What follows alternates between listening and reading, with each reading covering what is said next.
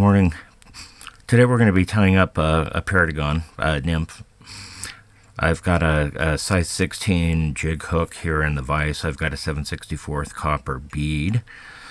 And the body material we'll use on this is going to be copper tinsel, midge size. So the copper bead will go really nicely with that. For thread, I'm just going to use some black nano Semperfli nano silk.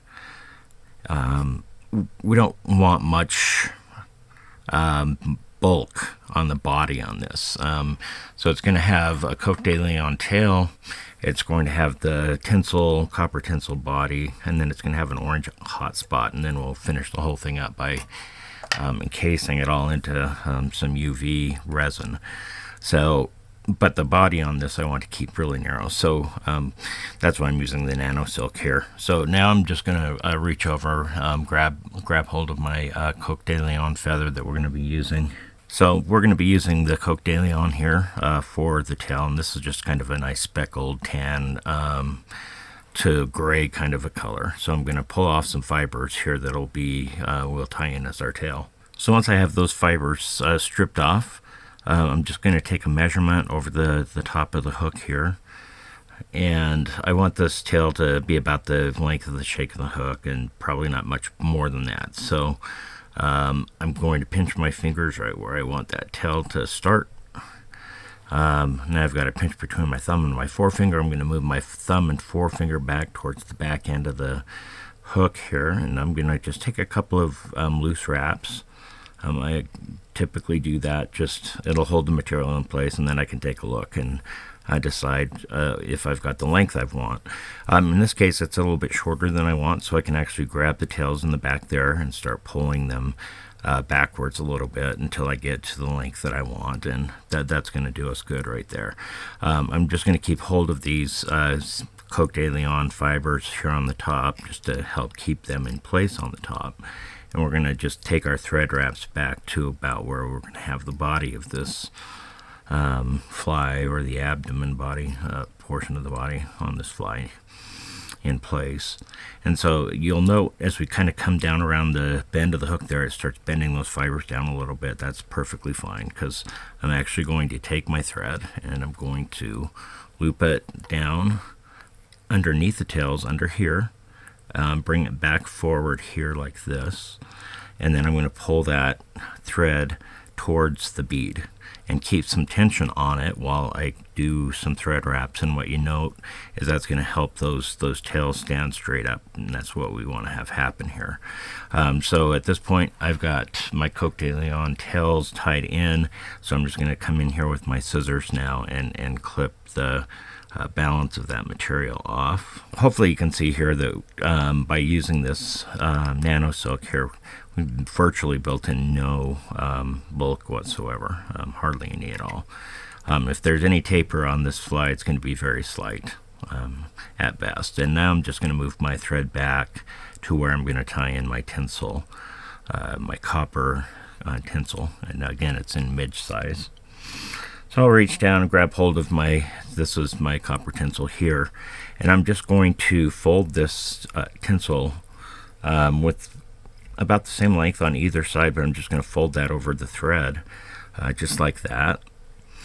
And then I'm going to go ahead and start taking some thread wraps, and by doing it that way I've got two strands now and they're locked really well in place. And so now I can just take a few thread wraps backwards to secure this in place to about where I want the body on this to start, which will be about right there, and then we're going to come right back up to the front. So we're going to be coating this entire fly, with the exception of the tails and most of the bead, in UV resin. So it's going to be durable, incredibly durable. But at this point I am going to go ahead and I'm going to use some Z-Mint super glue, basically is all it is. And I'm just going to put a tiniest little bit on these thread wraps here. It'll soak into them a little bit. And what that's going to do is, as I tie this copper tinsel in, it's going to just help me make sure that it kind of stays in place as I make these wraps up the body. At the end, when we tie in our UV resin, nothing is going to go anywhere. So Now we're just going to try to take some touching turns as we make our way up the shank of the hook here to behind the bead. And we may end up with a little black showing through, but I'm okay with that because it goes really well with this copper. So now that I've got the tinsel behind the bead, I'm going to keep the pressure on it. I'm going to keep the tension on it. The tinsel is pulled forward. Here's my thread going towards the back, which means that these thread wraps that I'm making right here are going over the top of that tinsel and helping to secure it in place. And then I'm going to just take a couple of wraps on the other side as well. And that's exactly where we want it to be. So now we can just come in again with our scissors and we'll clip out the balance of that copper. So from here we're going to throw in a whip finish with our black nano silk. And we're going to do that because we're going to be cutting it off to tie in some hot orange thread that we'll be using for the hot spot on this fly.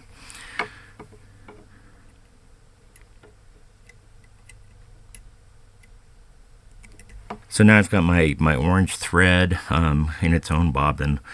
This is something that when I first started tying, I never thought you could do. It was like, okay, you tie your thread on, that's the first thing you do, and then you secure your thread when you're done, and that's the end. You can't switch out thread in the middle. That's not true, of course, but it took me a long time to actually figure that out. Putting your thread on and off the hook is actually a pretty quick and easy operation the more you end up tying.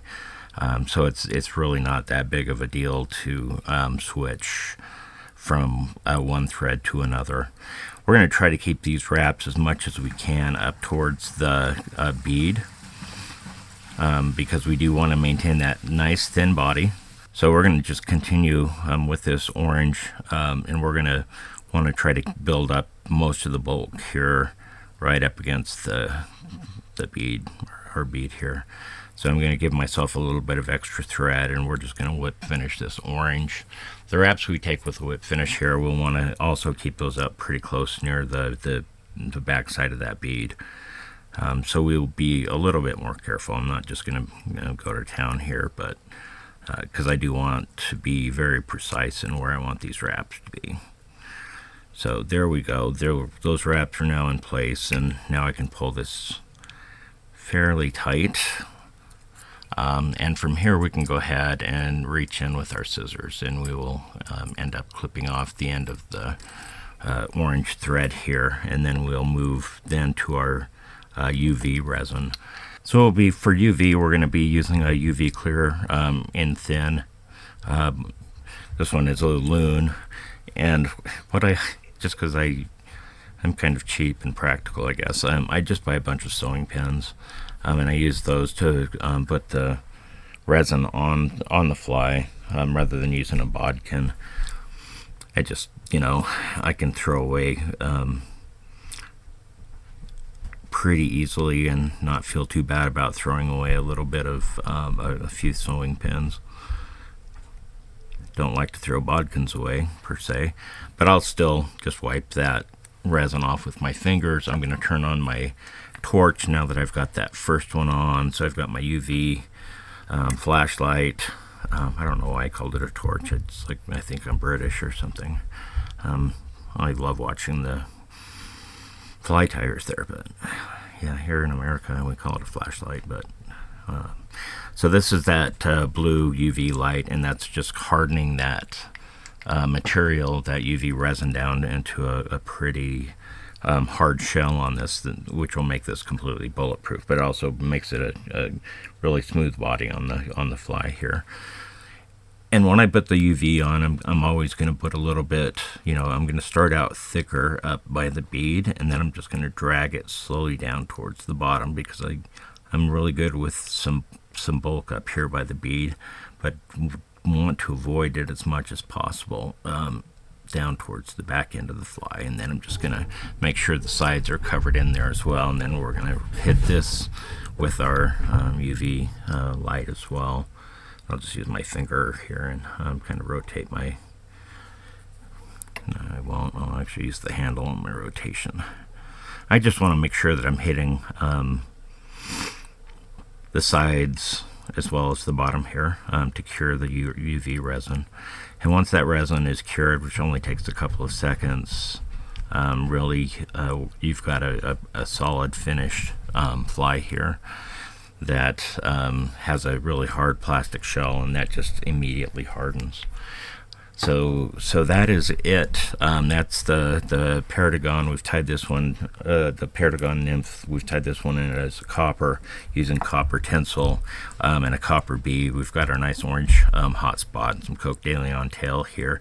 Kind of a stubby body, and that's what these are like, and it's a very thin body all the way through. Give it a shot. Love to tie this fly, and it's really great at fishing. It's heavy. This bead on the front is going to get that sucker down to the bottom really quick. So I hope you have fun with it.